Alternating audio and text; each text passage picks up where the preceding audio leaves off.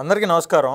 ఈరోజు వైఎస్ఆర్ కాంగ్రెస్ పార్టీ నియోజకవర్గ హెడ్ క్వార్టర్లో, జిల్లా హెడ్ క్వార్టర్లో యువత పోరు అని ఒక ప్రోగ్రాంకి పిలుపునిచ్చింది. ఇది ఎలా ఉందంటే దెయ్యాలు వేదాలు వాళ్ళు ఇచ్చినట్టు ఉంది. యువత పోరు అని అసలు వైఎస్ఆర్ కాంగ్రెస్ పార్టీ ఎందుకు చేస్తుందో, మళ్ళీ ఎవరిని రెచ్చగొట్టడానికి చేస్తుందో అర్థం కానటువంటి పరిస్థితి. బేసిక్గా ఈ 1 ఇయర్లో కూటమి ప్రభుత్వం ఇచ్చిన 20 లక్షల ఉద్యోగాల హామీ మేరకు దావోస్ వెళ్ళిన లోకేష్ గారు ఇంకా ఎవరెవరిని కలిసినా పూర్తిగా ఆంధ్రప్రదేశ్ రాష్ట్రానికి పెట్టుబడులు ఏ విధంగా తేవాలి, ఏ ఏ కంపెనీలతో ఒప్పందాలు చేసుకోవాలి, ఎక్కడెక్కడ ఎన్ని ఉద్యోగాలు వస్తాయి అనేది ప్రతిసారి ప్రతిరోజు ఎవరితో ఎంఓయూ కుదుర్చుకున్నా, ఎవరితో మీటింగ్ అయినా బయటికి బహిరంగంగానే చెప్తున్నటువంటి పరిస్థితులు. నిన్నగాక మొన్న వైజాగ్కి కాగ్నిజెంట్ వస్తుందని కాగ్నిజెంట్ సీఈఓనే ట్వీట్ వేశారు. అవునా, మన వైజాగ్ ఉక్కు కర్మాగారం ఏదైతే విశాఖ ఉక్కు ఆంధ్రుల హక్కు అని మనం సెంటిమెంట్గా భావిస్తామో అది ప్రైవేటీకరణ జరుగుతుంటే చేతులు కట్టుకొని కూర్చున్నాడు జగన్మోహన్ రెడ్డి. అది ప్రైవేటీకరణ కాకుండా కూటమి ప్రభుత్వం వచ్చిన సంవత్సరంలోనే దానికి 11,000 కోట్ల నిధుల్ని సెంటర్ నుంచి తీసుకొచ్చి దాని ప్రైవేటీకరణ ఆపిన మాట వాస్తవమా కాదా? జగన్మోహన్ రెడ్డి గారికి కానీ, ఆయన పార్టీకి కానీ, ఆయన నాయకులకు కానీ యువత గురించి మాట్లాడే హక్కు కానీ, మాట్లాడే అవకాశం కానీ లేదు అనేది నా పర్సనల్ ఒపీనియన్. ఎందుకంటే 2019లో జగన్మోహన్ రెడ్డి అధికారంలోకి రావటం కోసం యువతలో విద్వేషాన్ని రెచ్చగొట్టి అప్పటి ప్రభుత్వం మీద తీవ్రమైన వ్యతిరేకంగా ఉండే విధంగా వాళ్ళకి లేనిపోయిన కళ్ళబొల్లి మాటలన్నీ చెప్పి ప్రతి సంవత్సరం నేను జాబ్ క్యాలెండర్ ఇస్తాను అని చెప్పిన మాట వాస్తవమా కాదా?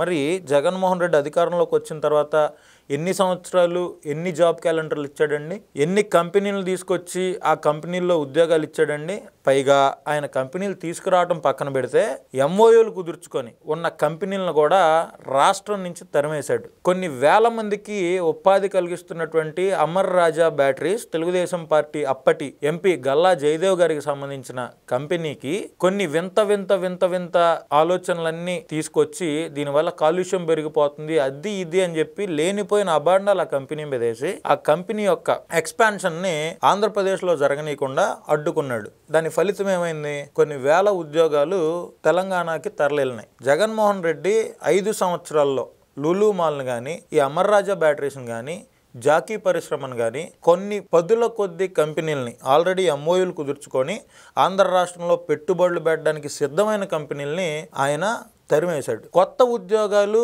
ఎన్ని ఇచ్చాడు జగన్మోహన్ రెడ్డి అంటే ఆయన మేనిఫెస్టోని మీరు ఇప్పుడైనా తీసి చదవండి. 2,30,000 ఉద్యోగాలు ప్రభుత్వంలో ఖాళీగా ఉన్నాయి. ఆయన సచివాలయ వ్యవస్థ గురించి చెప్పలేదు, పైగా వాలంటీర్ల వ్యవస్థ గురించి కూడా ఆ మేనిఫెస్టోలో చెప్పలా. 2,30,000 ఉద్యోగాలు ప్రభుత్వంలో ఖాళీగా ఉన్నాయి, వాటన్నిటిని భర్తీ చేస్తానని చెప్పాడు. జగన్మోహన్ రెడ్డి 5 సంవత్సరాల్లో భర్తీ చేసిన ప్రభుత్వ ఉద్యోగాలు ఎన్ని? వాలంటీర్లని, ఆ సచివాలయ సిబ్బందిని కాకుండా చెప్పండి. ఎన్ని డిఎస్సీలు జగన్మోహన్ రెడ్డి అధికారంలో ఉన్న 5 సంవత్సరాల్లో ఇచ్చాడు? జగన్మోహన్ రెడ్డి చివరి సంవత్సరం అంటే 2023-24కు సంబంధించి 3,400 కోట్ల రూపాయల ఫీజు రియంబర్స్మెంట్ డబ్బులు బకాయి పెట్టాడా లేదా? అసలు జగన్మోహన్ రెడ్డి యువత గురించి మాట్లాడే ఆలోచన రావటమే నిజంగా మన దౌర్భాగ్యం. ఆయన అధికారంలో ఉన్న 5 సంవత్సరాలు ఆయనకి పరదాలు బ్యారికేడ్లు తప్పితే యువత బాధలు పడలేదు, ఫీజు రియంబర్స్మెంట్ పడలేదని జనాలు బాధపడుతుంది అర్థం కాలేదు, కొత్త కంపెనీలు తీసుకొచ్చి పెట్టుబడులు పెట్టించి ఇక్కడ లోకల్లో ఉండే యువతకు ఉపాధి కల్పన చేయాలన్న జ్ఞానం ఆయనకు కలగలేదు. అసలు ఆయన గవర్నమెంట్లో ఎవరైతే బయటకు వచ్చి మాట్లాడారో యువకులందరినీ కూడా తీవ్రంగా ఇబ్బందులు పెట్టి సిఐడి కేసులు, పోలీస్ యాక్టులు పెట్టి వాళ్ళందరినీ తీవ్రంగా ఇబ్బంది పెట్టినటువంటి పరిస్థితులు. అలాంటి జగన్మోహన్ రెడ్డి ఎక్కడో కూర్చొని బెంగళూరులోని యలహంక ప్యాలెస్లో కూర్చొని ప్రతి పార్లమెంటరీ నియోజకవర్గ హెడ్ క్వార్టర్లో యువత పోరు నిర్వహించండి అని చెప్పి ఆయన వాళ్ళ నాయకులకి ఆదేశాలు ఇవ్వటం, వాళ్ళ నాయకులేమో అసలు ఆ యువత పోరులో యువత తప్ప అందరూ ఉన్నారు. 60 ఏళ్ల ముసలాళ్ళ దగ్గర నుంచి 70 ఏళ్ల ముసలాళ్ళ దగ్గర నుంచి ఆ పార్టీ నాయకులు, ఆ పార్టీలో అసలు చదువుకోనోళ్ళు, ఆ పార్టీలో గంజాయి తాగేవాళ్ళు, 30 ఏళ్ల పైనోళ్ళు, 40 ఏళ్ల పైనోళ్ళు ఆ కార్యక్రమంలో పాల్గొన్నారు. పాల్గొందగాక పల్నాడు జిల్లాలో 50 మందికి పర్మిషన్ ఇచ్చారు పోలీసులు లోపలికి వెళ్ళి రిప్రజెంటేషన్ ఇవ్వడానికి కలెక్టర్ గారికి. వీళ్ళు కాసు మహేష్ రెడ్డి గారు, ఇంకా కొంతమంది అక్కడ ఉండి ఆ 50 మంది కాదు మేము వచ్చిన వాళ్ళందరం లోపలికి వెళ్తామని అక్కడ మళ్ళీ పోలీసులను ఇబ్బంది పెట్టి అధికారులను ఇబ్బంది పెట్టినటువంటి పరిస్థితి. వాళ్ళ కార్యకర్తలందరినీ రెచ్చగొట్టి పోలీసుల మీదకే రెచ్చగొట్టినటువంటి పరిస్థితి. ఈ సందర్భంలో లాఠీ చార్జ్ చేయాల్సి వచ్చిందని చెప్పి అక్కడున్న పోలీసు అధికారులు చెప్తున్నటువంటి పరిస్థితి. అసలు జగన్మోహన్ రెడ్డి అనే వ్యక్తి యువతకి కాదు, ముసలోళ్ళకి కాదు, కుర్రోళ్ళకి కాదు, అప్పుడే పుట్టిన పిల్లలకు కూడా అన్యాయం చేసిన వ్యక్తి. అలాంటి వ్యక్తి ఈరోజు యువత పోరు, ఫీజు పోరు, ఆ పోరు ఈ పోరు అని చెప్పి ప్రోగ్రామ్స్ పెట్టి మరి ఆ ప్రోగ్రామ్స్కి ఆయన ఫీల్డ్లో ఉండి చేయాలి కదా. ఆయన ఎక్కడ ఫీల్డ్లో లేకుండా మీరు ఒకటి గమనించండి, ఈ ప్రోగ్రాంలో జగన్మోహన్ రెడ్డి ఎందుకు పాల్గొనలేదు?